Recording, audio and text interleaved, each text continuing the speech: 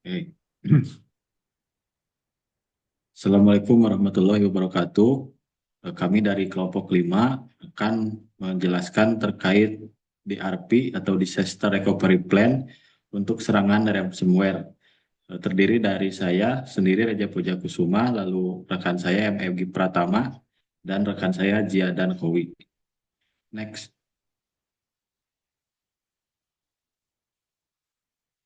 Dalam presentasi kali ini terdiri dari 7 bahasan. Yang pertama pendahuluan, lalu tujuan dan ruang lingkup, lalu tim tanggap darurat, lalu klasifikasi aset kritis, selanjutnya prosedur tanggap darurat, lalu prosedur pemulihan, dan terakhir adalah langkah-langkah pencegahan. Next. Pendahuluan, pertama dalam era digital, serangan ransomware telah menjadi ancaman serius bagi proses bisnis di berbagai bidang. Menurut laporan Cybersecurity Ventures tahun 2023, kerugian global akibat ransomware diperkirakan mencapai 275 miliar dolar pada tahun 2031.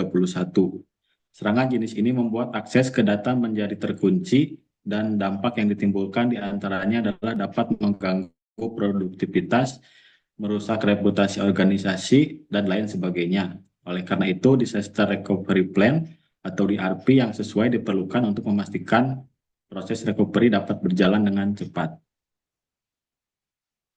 Next. Lalu selanjutnya ada tujuan dan ruang lingkup. Yang pertama tujuan yaitu menetapkan langkah-langkah strategis dan teknis untuk memulihkan layanan TI secara cepat dan aman setelah terjadi serangan ransomware, serta meminimalkan gangguan terhadap operasional. Lalu ruang lingkupnya adalah mencakup seluruh sistem IT organisasi termasuk server, database, file server, dan penyimpanan cloud, endpoint pengguna atau komputer dan laptop, dan infrastruktur jaringan. Next. Selanjutnya tim tanggap darurat yang pertama terdiri dari pemimpin tim DRP, yaitu bertanggung jawab atas keputusan strategis terkait penanganan pemulihan bencana. Lalu yang kedua ada tim IT, terdiri dari 3 tugas, yaitu yang pertama mengisolasi sistem yang terinspeksi, lalu yang kedua menganalisis attack vector, yang ketiga melakukan pemulihan data dari backup. Lalu tim komunikasi memberikan update kepada masyarakat, lalu menjaga kepercayaan masyarakat tetap terjaga. Next. Selanjutnya akan dijelaskan oleh rekan saya, Pak Egip, silahkan. Ya, baik, terima kasih. Selanjutnya di sini saya akan memberikan klasifikasi aset kritis. Di sini studi kasus kami ada pada di Dinas Kominfo di Kabupaten Sumedang. Beberapa aset yang dianggap sangat penting dan harus dijaga yaitu ada beberapa, yaitu ada database kependudukan, aplikasi layanan publik, sistem komunikasi internal, website Pemkab, dan arsip digital. Kemudian aset ini harus ada recovery time objektifnya seperti database kependudukan, RTO-nya itu 1 jam, maka sistem harus sudah pulih dalam waktu maksimal 1 jam setelah insiden terjadi. Kemudian ada RPO selama 15 menit, yang artinya maka sistem harus bisa dipulihkan ke kondisi data maksimal 15 menit sebelum gangguan. Artinya data yang hilang tidak boleh lebih dari 15 menit terakhir. Tingkat kepentingan yaitu kritis. Selanjutnya ada prosedur tanggap darurat. Yang pertama yang harus dilakukan adalah cabut koneksi dari perangkat yang terinfeksi. Yang kedua, lakukan identifikasi jenis ransomware yang menyerang, dapat melalui ekstraksi file, note, atau signature. Ketiga, laporkan kejadian pada otoritas berwenang. Keempat, tools-tools yang dapat digunakan seperti Wireshark untuk mendeteksi aktivitas jaringan yang tidak biasa, frekuensi koneksi abnormal, ataupun melihat file transfer yang mencurigakan via HTTP. Kemudian, untuk melakukan identifikasi dan klasifikasi ransomware, dapat dilakukan dengan tools yang bernama ID ransomware. Di sini kami akan mencoba mendemokan untuk deteksi Wireshark dan menggunakan ID ransomware. Baik, yang pertama mungkin kita akan mencoba eh, melakukan identifikasi dan klasifikasi ransomware di ID ransomware.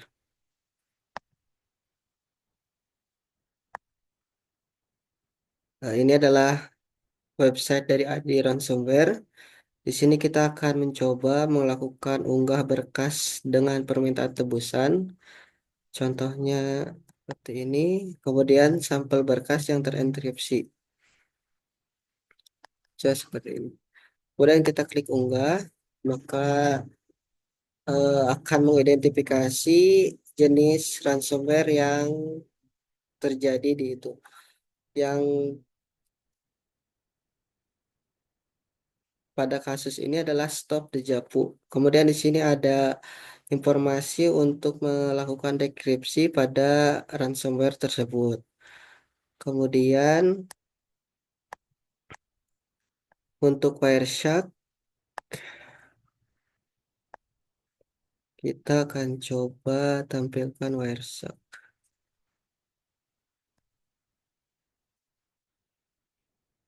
Ini adalah tampilan Wireshark dan untuk melihat apa yang menjadi kelihatannya adalah dilihat dari filter. Ini adalah filter yang dibuat untuk melihat serangan malware yang dikirim melalui data ke server command atau control. Kita run. Sebenarnya ini apa? Hanya contoh saja untuk filternya.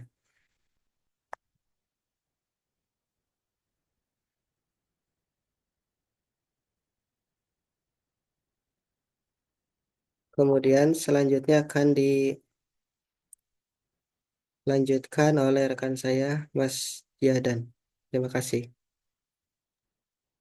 Terima kasih. Lalu untuk selanjutnya saya akan menjelaskan terkait prosedur pemulihan yang akan dilakukan setelah ransomware sudah menginfeksi data yang ada di sistem. Jadi tentu setelah ransomware berhasil diidentifikasi, hal yang harus kita lakukan adalah melakukan restorasi dari data yang sudah di backup. Tentu eh, pelaksanaan restorasinya eh, dengan berdasarkan klasifikasi prioritas aset yang sudah dilakukan sebelumnya. Jadi pada sebelumnya kita sudah mengklasifikasikan asetnya dengan tiga level kepentingan. Yang pertama adalah aset yang bersifat kritis, yang mana RTO-nya harus diselesaikan dalam jangka waktu 0 sampai 2 jam. Ada juga aset yang bersifat penting, yang RTO-nya antara 2 sampai 6 jam. Lalu ada juga aset yang bersifat standar yang RTO-nya lebih dari 6 jam. Setelah mengklasifikasikan eh, tingkat kepentingan dari masing-masing aset, kita juga harus pastikan data yang kita backup itu sudah terverifikasi dalam tanda kutip kebersihannya seperti itu. Lalu sistem juga dibersihkan dengan memformat ulang sistem yang sudah terinfeksi dan memperbarui kredensial dan patch keamanan. Hal ini dilakukan agar ketika backup data itu tadi diintegrasikan ulang di sistemnya, maka data yang sudah dikembalikan itu tidak akan terkena sisa dari ransomware yang sudah menjangkit dari sistem. Lalu juga eh, yang terakhir adalah dengan melakukan uji integritas data dan operasional sistem sebelum produksi kembali dijalankan. Untuk tools yang digunakan untuk backup dan restorasi data, nanti kami akan menggunakan VM backup and replication. Lalu selanjutnya untuk terkait prosedur pencegahan, jadi ada beberapa hal yang bisa dilakukan sehingga efek serangan ransomware ini sedikit berkurang seperti itu. Jadi yang pertama kita bisa menerapkan segmentasi jaringan. Jadi apabila ada data yang terkena ransomware, maka tidak akan menjangkiti semua jaringan yang ada seperti itu. Lalu juga terapkan prinsip zero trust. Lalu juga lakukan backup harian dengan skema 321 yang maksudnya adalah 3 salinan, 2 media, dan 1 offline. Lalu lakukan juga pelatihan keamanan rutin kepada seluruh staff, dan yang terakhir menerapkan kebijakan email filtering dan patching secara berkala. Lalu selanjutnya saya akan menunjukkan sedikit tentang cara membuat backup dan juga restore data menggunakan tools VM Backup and Replication. Next. Nah, yang pertama kita akan mencoba untuk membuat backup job. Jadi, next. Kurang lebih tampilan awalnya seperti ini. Jadi, untuk membuat backup job, kita akan masuk pada pilih menu backup job yang ada di kiri atas, sebelah kiri atas, lalu kita masuk ke virtual machine, lalu next, maka akan muncul tampilan seperti ini. Jadi kita diminta untuk memasukkan nama jobnya, nama backup jobnya, terserah kita bisa masukkan nama seperti apa, lalu di bawahnya akan muncul description. Di bagian bawah kita bisa melihat ada checklist high priority. Di situ dari VM-nya itu bisa melakukan backup infrastruktur resource kepada kebutuhan yang memiliki RPO yang cukup tinggi seperti itu. Lalu next. Nah, ini kita memilih virtual machine yang nanti akan di backup. Lalu next. Nah, di sini kita mengatur untuk storage untuk backup kita. Jadi kita juga harus menyesuaikan kita perlu berapa storage yang kita butuhkan untuk melakukan backup. Lalu next. Nah, di sini guest processing ini penting untuk kita setting karena di sini kita akan diminta untuk membuat pengaturan agar bisa dari VM-nya bisa menjaga integritas dari data yang kita backup. Jadi jika kita men-setting ini dengan benar, maka kita bisa menggunakan backup data yang sudah di backup sama VM ini langsung bisa kita pakai tanpa kita harus ngecek integritas dari datanya secara manual karena sudah dilakukan oleh tools ini. Lalu next. Nah, di sini adalah kita melakukan scheduling. Jadi kita bisa melakukan scheduling kira-kira kita harus membackup data ini berapa hari sekali atau berapa jam sekali, dan di sini ada pilihannya, ada daily, monthly, periodically, setiap apa. Jadi kita bisa sesuaikan sesuai RPO yang tadi sudah kita klasifikasikan. Lalu setelah klik apply, next. Nah, di sini akan muncul summary-nya. Ini adalah rangkuman dari settingan yang sudah kita lakukan, lalu finish. Nah, setelah finish nanti sistemnya akan melakukan backup secara otomatis sesuai yang sudah kita setting tadi. Lalu di sini saya akan menunjukkan bagaimana melakukan restorasi data yang ada di seluruh VM yang sudah kita backup sebelumnya. Next. Pertama kita klik restore. Next. Ada dua pilihan, kita pilih restore from backup karena kita akan mengambil data dari backup kita. Next. Nah, di sini sebenarnya ada beberapa pilihan yang disediakan sama VM. Ada entire VM restore, kita akan merestore semua data yang ada di VM-nya. Lalu disk restore yang bisa melakukan restore data di disk atau volume yang mau kita pilih. Lalu guest file restore ini akan melakukan restore data di level file. Application item restore ini di level aplikasi, dan database restore ini untuk merestore database ke server lain atau server yang sama seperti itu.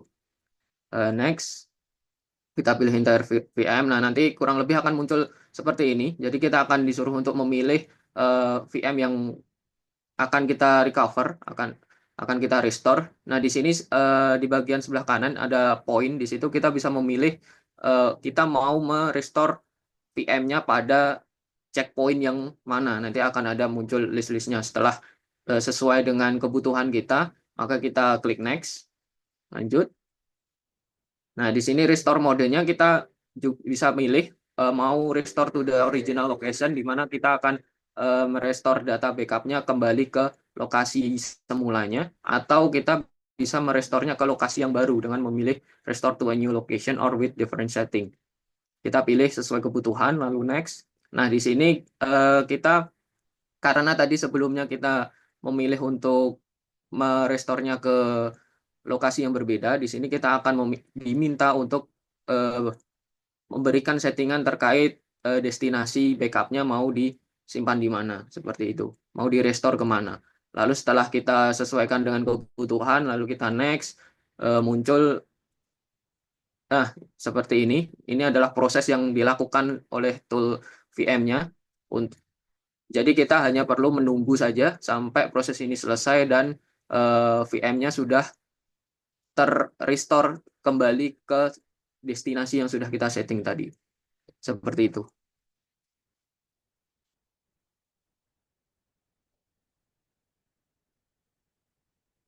Terima kasih. Saya kembalikan ke Mas Egip.